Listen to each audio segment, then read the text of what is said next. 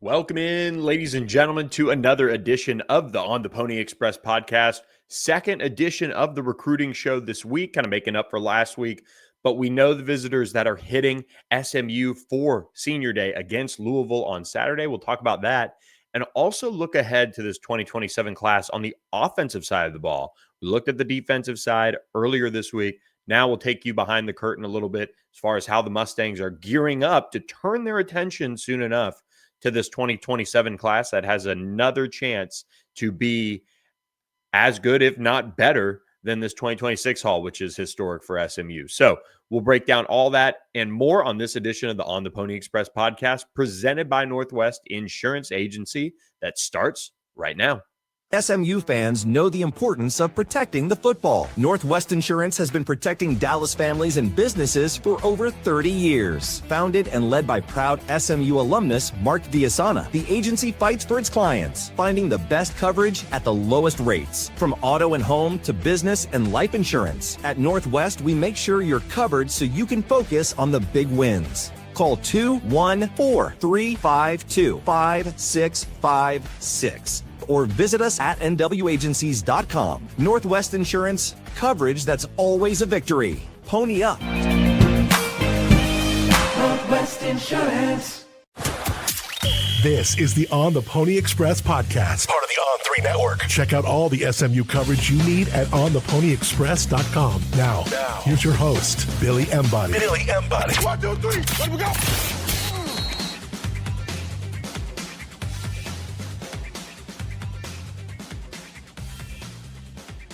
All right, everybody. Happy Friday. Hope you guys are having a great one. It is now beautiful in Dallas after the last 2 days of just torrential rain hitting the area. So hope it is cleared out for good for the Senior Day weekend as SMU takes on Louisville at 11 a.m. Central. We're presented by our friend Mark Villasana. 214-352-5656 is where you can find him at tonight. And this is not an ad read, but we're going to do it anyway. Tonight, pregame, SMU, Arkansas State, and Moody Coliseum, 8 p.m. Central Time. 6 p.m., we will be at Los Charros Tex-Mex Smokehouse, where we'll have a complimentary tasting of Socorro tequila. So our friend Socorro right here and here, teaming up to give us the goods, and our friends at Los Charros right there on Hillcrest Avenue are going to host us at the Graduate Hotel right there, the former Lumen, for those of you who haven't been around that area. And it's great. You can toss the keys to the valet. We'll head into Los Charros. We'll all hang out there. We'll shoot the breeze. Hayden Howerton's going to come. I know some really, really long-time subscribers. Looking forward to seeing them tonight at Los Charros. Again, 6 p.m. to kick off your Friday night. And then you can go to the basketball game at 8 p.m. and then, tuck yourself into bed or not and get ready for that 11 a.m. kickoff against Louisville. Lots to get to on the show today. And I want to lead with the main focus right now for SMU's coaching staff for just a brief second here as we get into it.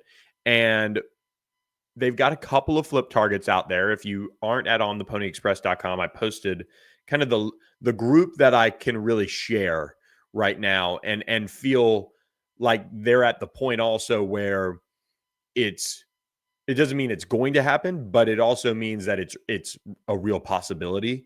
So I posted some of those notes at ontheponyexpress.com. You can sign up for just $1 for your first week. I've had a huge week. This has been an awesome close out to the end of November. So you guys can get all situated for the holidays and be ready to read up ahead of portal season. But SMU is going to host this weekend an official visitor. And it's Max Wright, the big Melissa offensive tackle who is committed to Texas right now. He is one of SMU's top targets in the 2026 class left on the board. He's a flip candidate. He's somebody that SMU offered and really kind of made a late push for and really was hopeful that they were going to be able to kind of get it across the finish line. And I think seeing it play out the way it did, he commits to Texas right after an unofficial visit to SMU. It really kind of made sense, just the way that all went down. And so there was no really hard feelings there on SMU's side. They said, okay, congratulations. And they kept recruiting him. And so I think that's why it's so important that when you go through these recruitments, you make sure that you have a good relationship with the prospect. You keep things positive, keep things kind of light in a sense, because then you can circle back and keep recruiting somebody, and maybe they come around to it. Maybe they don't know until later on in the cycle. And so that's kind of what is happening here, I think, with Max Wright a little bit. SMU's kept him as a priority, and who knows, maybe SMU ends up signing a 5-6 man class out of the high school ranks, or I should say 5-man class out of the high school ranks. And again, go to ontheponyexpress.com for more information on that. But they're going to continue to take their shots at offensive linemen. They want to keep taking their shots at defensive linemen that are either high school or JUCO, because one, obviously you can, when you hit on guys out of high school, it generally saves you money, which is a thing now. But also when you take more and more shots at those offensive and defensive linemen, you have not necessarily a higher chance of hitting, because you've got to evaluate well to do that. But sometimes these offensive linemen are really hard to evaluate. You look at a guy like Marcus Bryant coming in a few years back, he was just rail thin, and, eventually just kept working. And then by the time he finished up his SMU career and went off to Mizzou, he was a big, massive human, and still is. And so it's a hard position to evaluate. I mean, Hayden Howerton on the pod, and he's, kind of an example of that, where you see guys bulk up and then they leave SMU as, grown ass men, but really like grown ass man at the offensive line position. So you want to take your shots. You want to, keep getting those different players in there. And in today's day and age, that position, you can, kind of bring guys in, and if they're not working out, they'll obviously move on. And if they are, it's going to be apparent pretty quickly. And so that's my take on the offensive line, is just,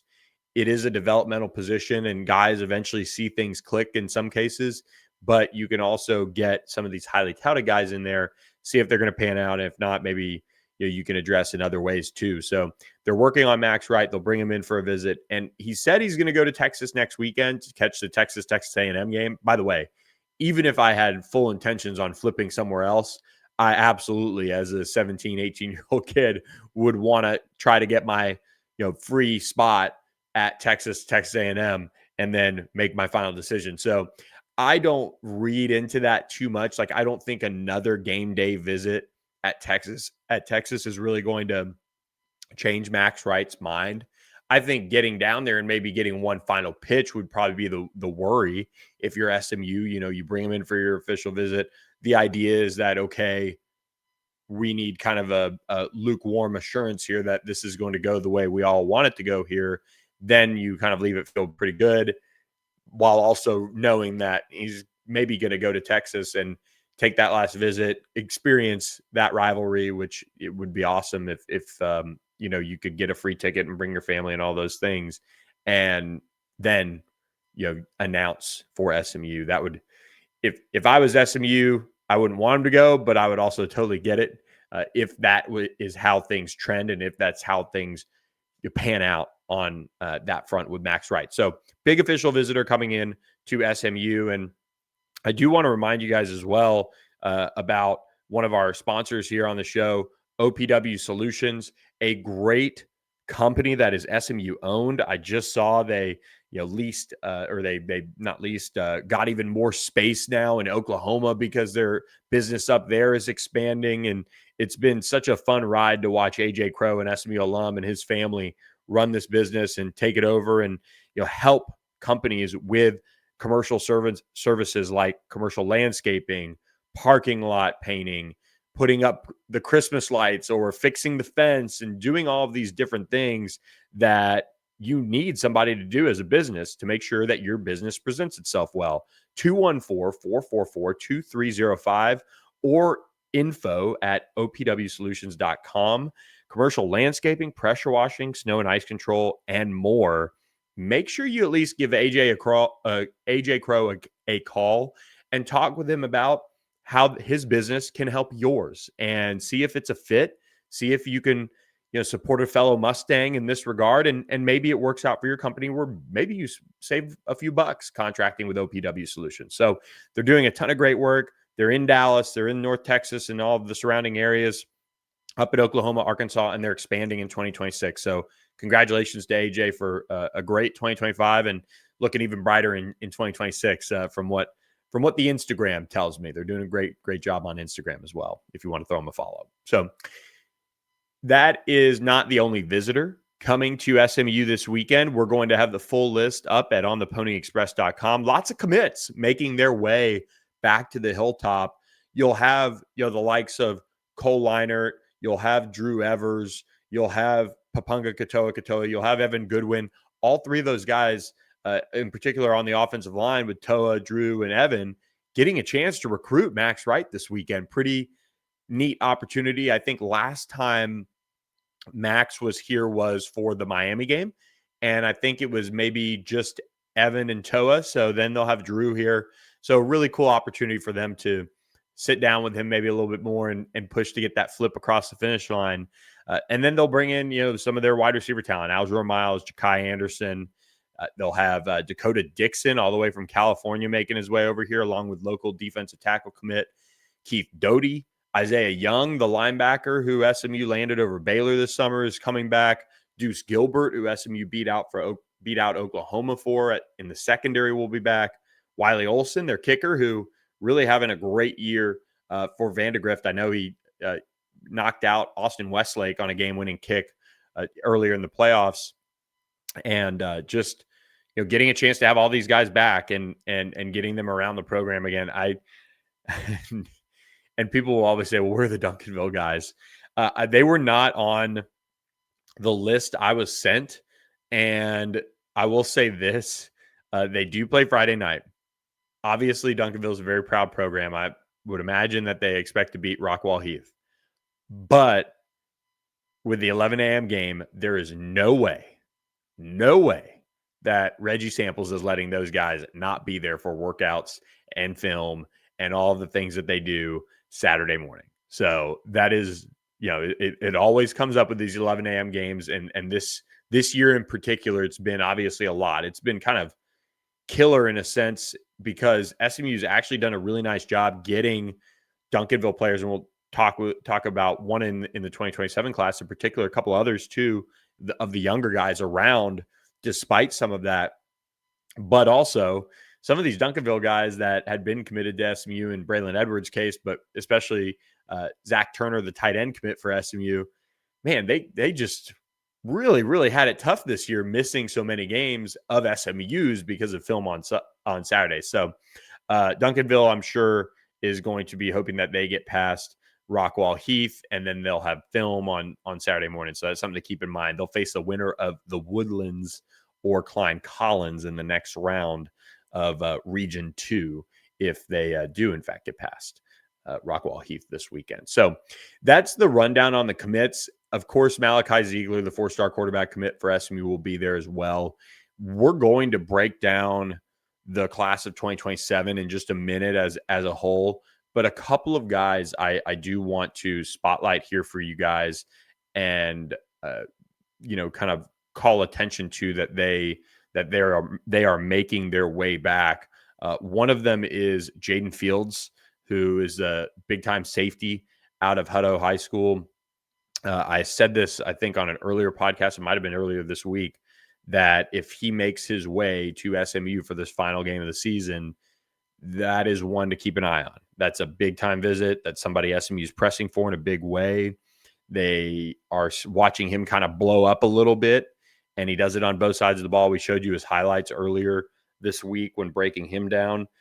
But you need to get this one kind of on board because, and we'll address something here in just a second too, with regards to 2026. But when you look at Jaden Fields, his size, his length, getting it done with the ball skills, he's exactly what Scott Simons really wants in a safety. He's just got so much length and range. I think he'd be a terrific fit for SMU. They're trying to get some of these key 2027 guys who we'll talk about over the finish line and get them committed early. SMU has gotten its quarterback committed early the last couple of cycles, even Keelan Russell, you go back to that one. But this cycle, they've got Malachi Ziegler in the boat. They got him a couple weeks earlier than they got Cole Liner last year. The idea now would be, okay, SMU's gotten a January, February commitment here and there.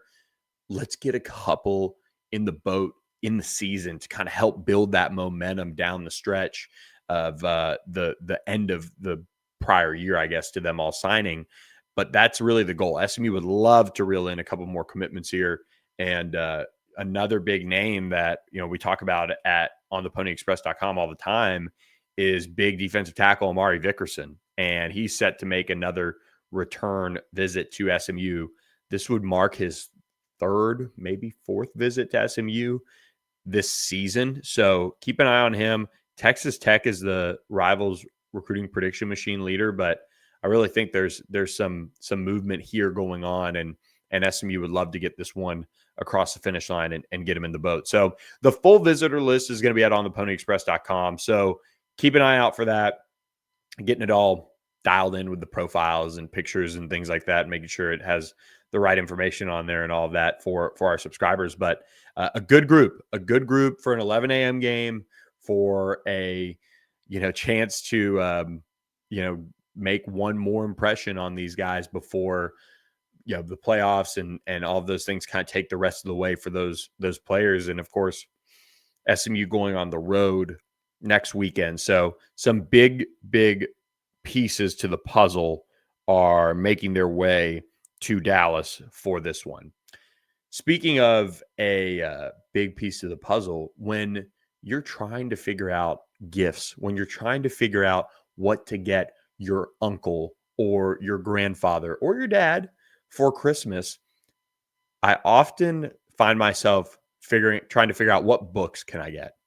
Books are just such an easy, especially now with Amazon, you can just pop them in the cart, boom, they get them sent to you, done, over with.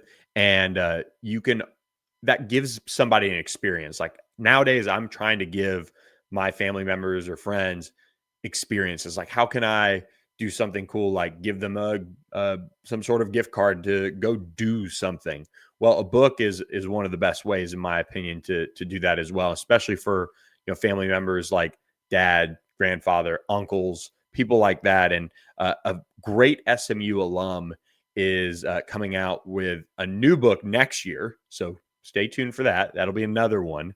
But two options for you guys that we'd love for you guys to consider this holiday season are from Doyle Glass. And it's Lions of Medina and Swift Sword, one of the best-selling authors on Amazon, Barnes & Noble in this space, honoring American veterans.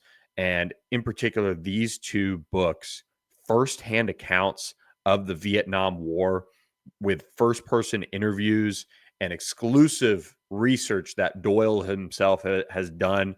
And it's really become just such a great way to learn more about these heroes, these American heroes, and what they went through. And Lions of Medina and Swift Sword really capture all of that. And they're in-depth and really well done. The Swift Sword book we read when Doyle sponsored one of the On the Pony Express transfer kickoff events last year. So Doyle is selling these books. Obviously, they come in ebooks as well. You can get them on Amazon. You can get them on Barnes & Noble. Go to his website, doyleglass.com. You can hear a little excerpt of it.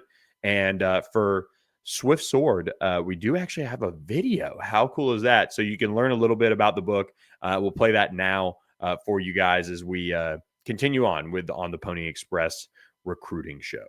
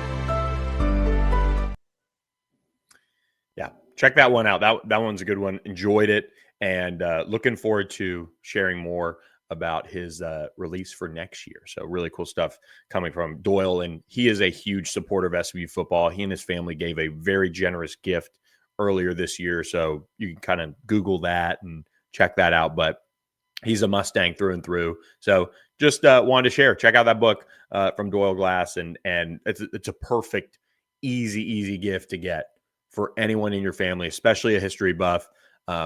I'm a history buff. I'm starting to kind of go down the road of reading more about the Vietnam War well lately, and been enjoying that. But his next book, and we'll talk about it later on and probably next year, but his next book that's coming out is World War II, which is right up my alley. So anyway, kind of an aside there for you guys. So appreciate Doyle doing that for us at On the Pony Express. When you talk about recruiting in today's day and age, and I think this is something that is going to take a minute to kind of work through a little bit when it comes to fans and when it comes to perception of things. And one day, and this is really me, kind of going out a little bit on a limb of sorts, where, this is how I feel like things are going to be talked about one day. But because money is coming into play now, I think we're going to eventually find ourselves breaking news like the NFL breaks its news. And it'll go all the way down to the high school ranks eventually. And you'll see the per source so-and-so is committed, which you see, by the way, all the time in basketball. I love that basketball is the way it is as far as recruiting. It really kind of makes you build sources. It makes you, not that you don't already, but to get somebody to trust you to say, hey, I did commit, just go ahead and put it out. That's all you just say source. It's fine. And the young man will usually have, an accompanying graphic at the same time. They'll kind of allow things to happen that way. It's just very unique how basketball is. And then football, I mean, let's go down the timeline of things that happen.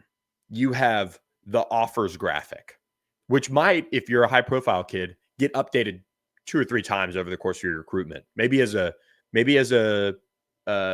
going into your junior year over the summer, our guy Hayes Fawcett might tweet out, look at so-and-so 4-star wide receiver has 32 offers to his resume already. Where should he go? Thinking emoji. And it's like all the offers on his page. Then it might update after his junior year, like, whoa, huge junior year, 55 offers now. Where should he go? Then you get into the spring and you've got your top 15 list or top 12 going into the spring. Here are the schools I'm going to visit. Then you have your top 5 for your official visits. Maybe now you'll have, if you're highly touted, you'll have a top 7. You might leave a couple spaces for either schools that aren't going to get an OV, even though there are unlimited, or you're just going to take 7 official visits. You're going to start it in late April, and you're going to go all the way to June and make your decision on the 4th of July with a bunch of fireworks and maybe a cool announcement or whatever. And then, by the way, you might flip in the fall anyway. Basketball, what? You get a couple of top lists, you set the visits, everything's sourced out, and then, hey, so-and-so is going to announce his decision on November 1st. Here we go. And then all the national guys, all the local guys break it at the same time. The kid's got a graphic. It's all, boom, done. No flipping, usually. Basketball is very unique in that. Football, though, I think because money is coming into the fold with high school more and more. Not that it hadn't before, but now we really just, the cat's out of the bag. We can talk about it. Like, if I found out so-and-so is making X, there's a good chance it would get out. Because if I knew about it, somebody else probably does. And then you can report things if you'd like. And Pete Nakos at On3 does a great job of doing that, drilling down, getting the contracts, things like that. But now, because money is involved, a flip is still a flip, but it also might be a little different, right? Like, let's talk about Markel Ford. who's committed to SMU right now.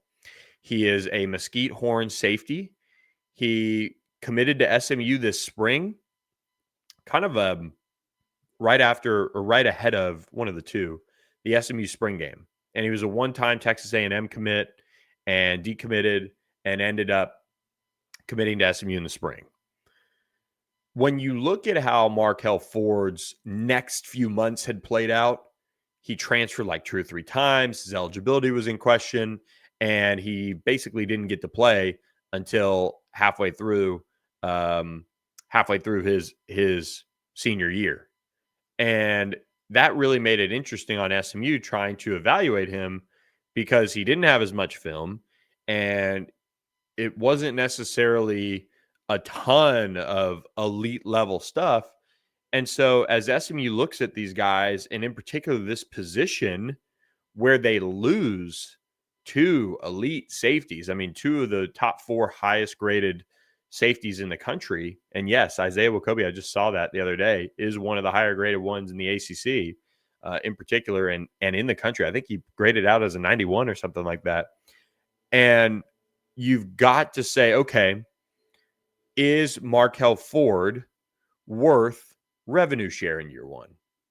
Is he worth us doing a 2-year deal of revenue share?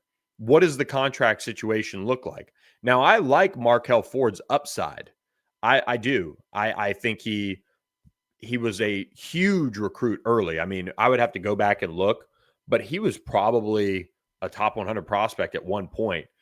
And it just seems like as other guys emerged and as, he developed and others developed and things like that, it just seems like he didn't end up getting, as much love in a sense. And you see him back off his A&M commitment and things like that and end up at SMU. And I just think it's now a world where you got to have honest conversations around it. And, there are guys like, Drew Evers was pretty straightforward on the offensive side of things where he was like, I didn't know about, what NIL I was getting. I made the decision on my own. And, those are all things that I wasn't going to consider until after. And in part because Drew was going to get a nice deal wherever he went. And he picks SMU. And when we talked about Drew and some of these other guys in this class, though, we knew that those are high level prospects. Those are high level recruiting battles. All of those things were going to translate into those guys getting paid one way or the other. They're going to get paid and get invested into by SMU. And it's why SMU in part was able to go out and get a guy like Ja'Kai Anderson to flip from LSU. Now, it's still impressive to get a kid from New Orleans who probably grew up dreaming of going to LSU to flip and say, you know what, I'm going to leave the state. I'm going to go play for SMU. And it's still impressive because you got to, like, LSU can, work things just like other in-state schools can work things to keep kids at home and work on all of those angles that they have because they're local-ish. And so SMU was still able to get them. And in part because LSU at the time, which is now kind of funny to look back on now, but they had Tristan Keys committed. I don't know where the rest of their wide receiver class stands, but that was kind of a part of it. They had the number 1 receiver in the country committed, and SMU or LSU wasn't going to be able to say, well, Ja'Kai Anderson, here you go. Here, let's put you on what SMU is willing to do in rev share. That didn't math for them because they had Tristan Keys at the time. So they made a decision, and SMU capitalized on it. Now, SMU had worked on that flip kind of behind the scenes very quietly. Like LSU didn't find out probably until like a week or so before, from what I understand on our end of things. And, lucky enough to have a couple people down there in Louisiana that were close to it. But, when you look at a guy like Markel Ford now being predicted to flip to Oklahoma, people are going to say, well, wait a second. I thought everybody was locked in. Yeah. I mean, I thought Markel Ford would just end up signing with SMU. I just believe that. I don't think SMU's out there cutting him.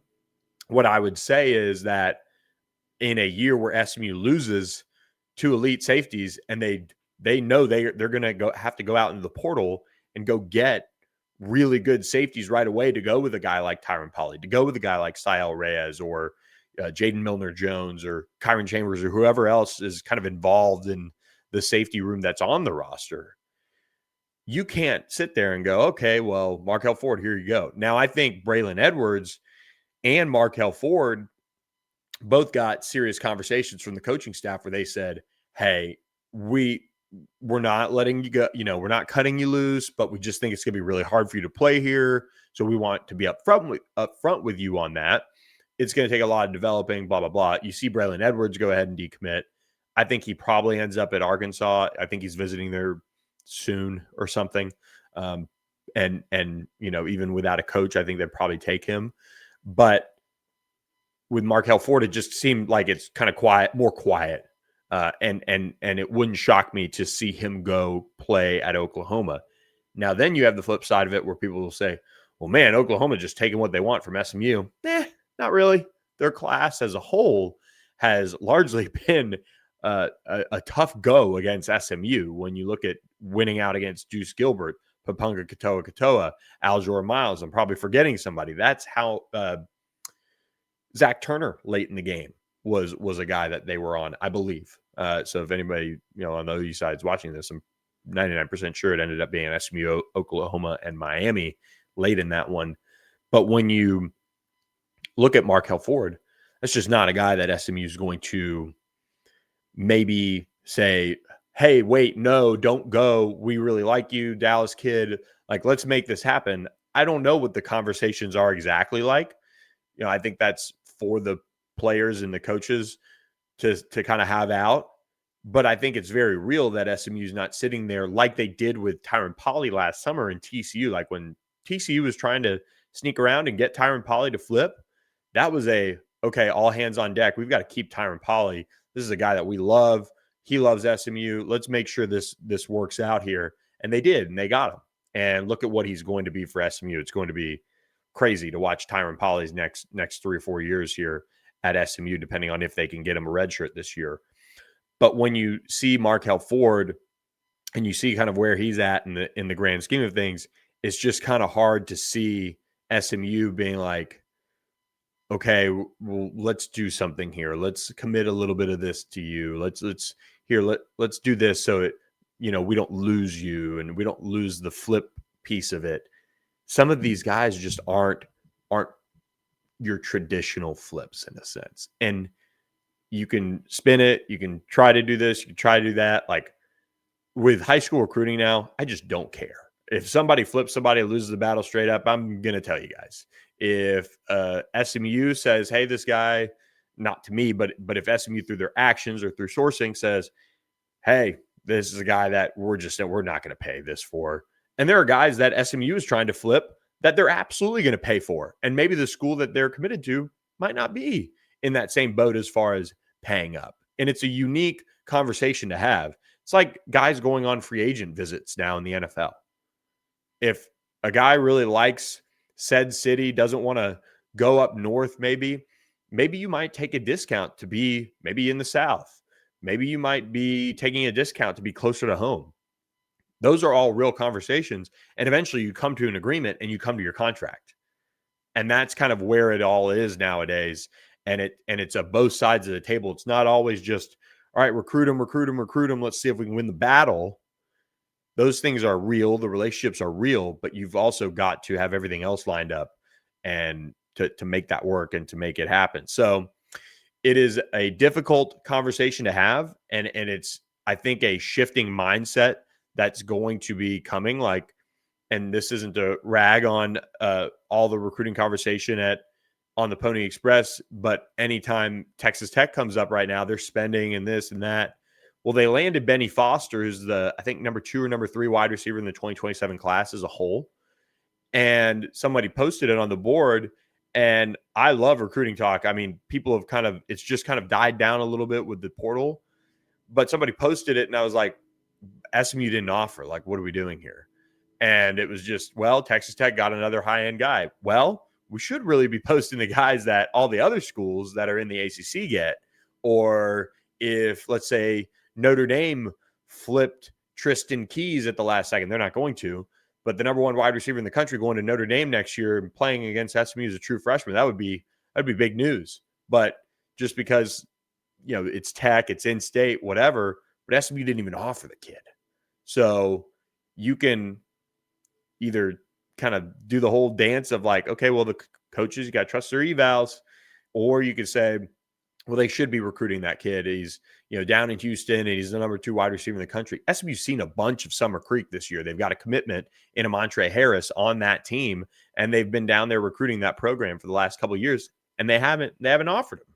So it's just the day and age of where we're in is just kind of different, because you're having to say, I know I'm going to have to pay so-and-so X in rev share. Is that player, do I think that if I'm going out and signing a free agent in the NFL, like, I always go back to, the Redskins signing Albert Haynesworth. Boy, that worked out really, really well. Really well. Or everybody talks about Dak's contract.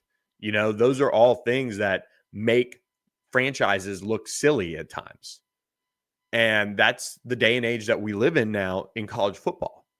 If you go out and sign a 5-star quarterback and you're going to pay him $3 million, if Duke said, hey, Darian Mensah's done, I think after next year or whatever, we're going to let him walk. We're going to take that money, that $3 million, and we're going to go get the number 1 or number 2 quarterback in the country. We're going to go sign a 5-star. Look at what Vandy's trying to do for Jared Curtis, for example. The number 1, I think he's number 1 quarterback in the country. If they can flip him from Georgia, that's a game changer, because they know that Diego Pavia's contract is coming off the books, so that, or most likely, so that then they can go to Jared Curtis and say, here's the money, boom, done. Those are all difficult things. But if you miss on that player, then your administrators, your donors who are funding all of this, they're going to say, man, what happened to the 3 5-stars? Look at Florida State, how they burn through blue chip talent right now, and it's not good, not in a good way. So it's just a really interesting world to live in, which brings me to the 2027 class in just a moment. But I do want to remind you guys, look, these recruits, they want to look good, feel good, play good. We got to get them hooked up with Horn Legend, okay? HornLegend.com. Go over there, shop their supply. I'm wearing one of the pullovers right now, super comfortable, breathes well. This is their SMU collection, of course. Make sure you check it out in time for the holidays. It's a nice price point there, a little high, but it's worth it. And with code PONY, you get free shipping. So make sure you enter in code PONY and click that drop-down link as well when you're checking out. How did you hear about us? On the Pony Express. Click that for me, please. So appreciate our friends at Horn Legend for supporting us as always. And look, I think when you look at the recruiting side of things in 2027, you got to have high expectations.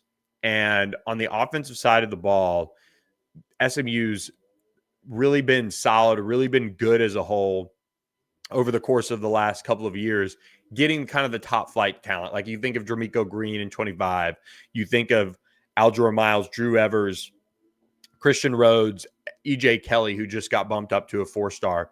Those are the types of guys that SMU has on offense. And defensively, they've been able to, and we talked about this last podcast, defensively, they've been able to kind of just get guys that have been really good recruiting battles, like Dakota Dixon had an Ole Miss offer, and others.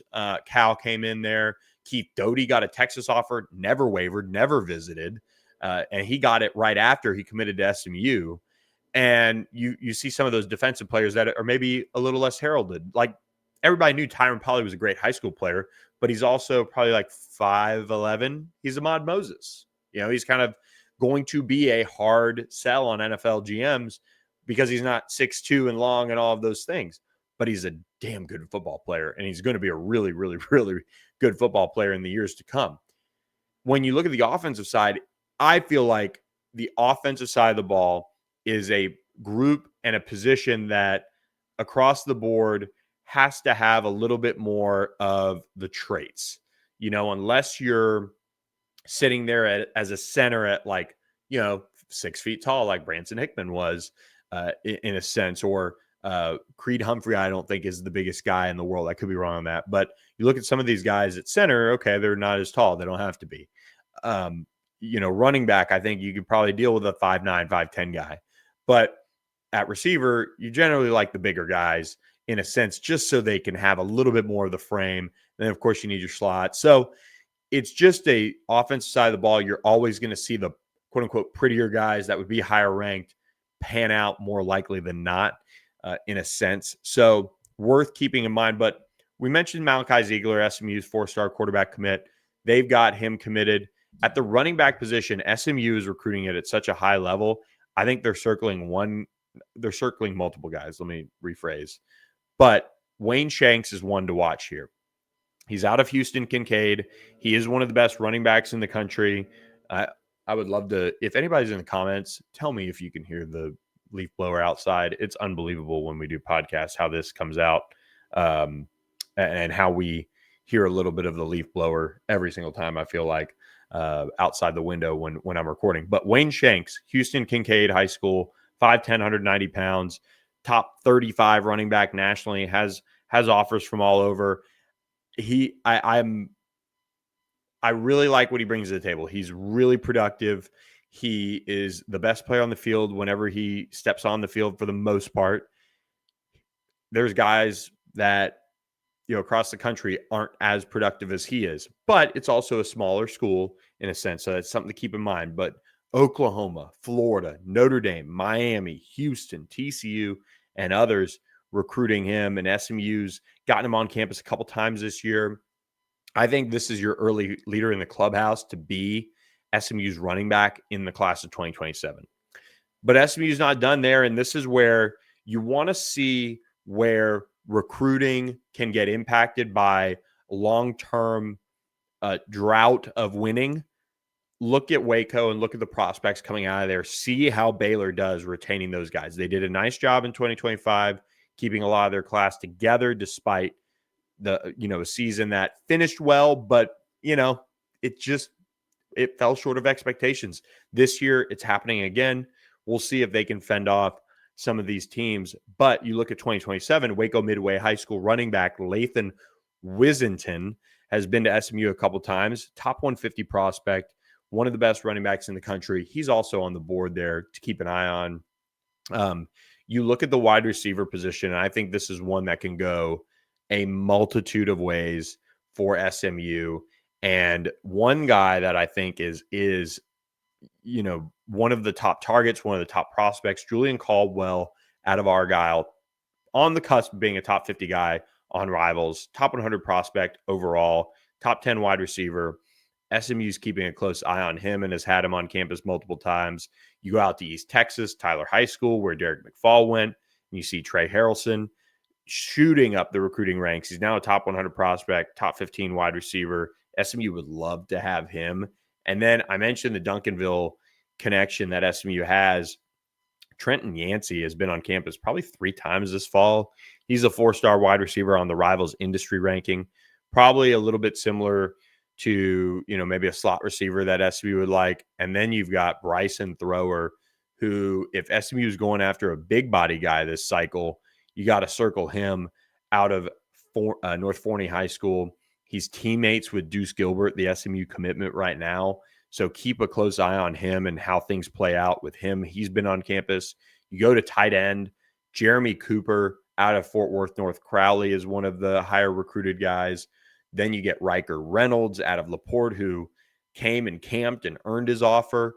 Really just kind of throwback looking tight end who Casey Woods did a really nice job evaling him and getting on him early. But all of this is to say the skill position players at SMU are trending in a really, really nice direction. And at the same time, they're taking it up a notch on the offensive line. And I think let's rewind for a brief moment here to 2026, right?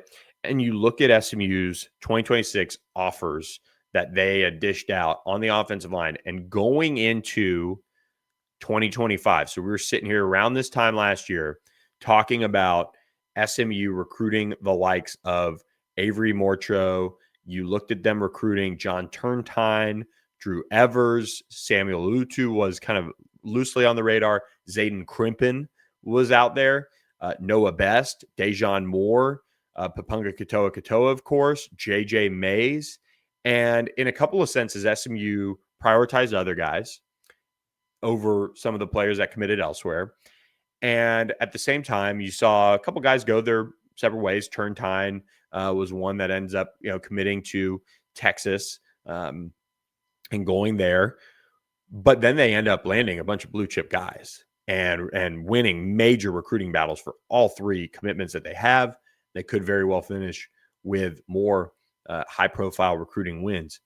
2027 is where SMU is going to have a chance this coming season in 2026. It's kind of interesting. I guess you could even kick this out a little bit more.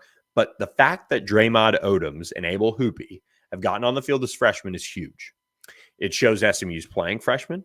It shows they're going to have a track to play. And then you look at a guy like Draymond Odoms, a 5-star, and you see that they got him on the field early. So when SMU turns its attention to 2027, you love to see them load up once again. Kennedy Brown, 5-star offensive tackle. Guess what? When SMU rolls through next year in 2026, they'll likely have Andrew Chamblee and PJ Williams back.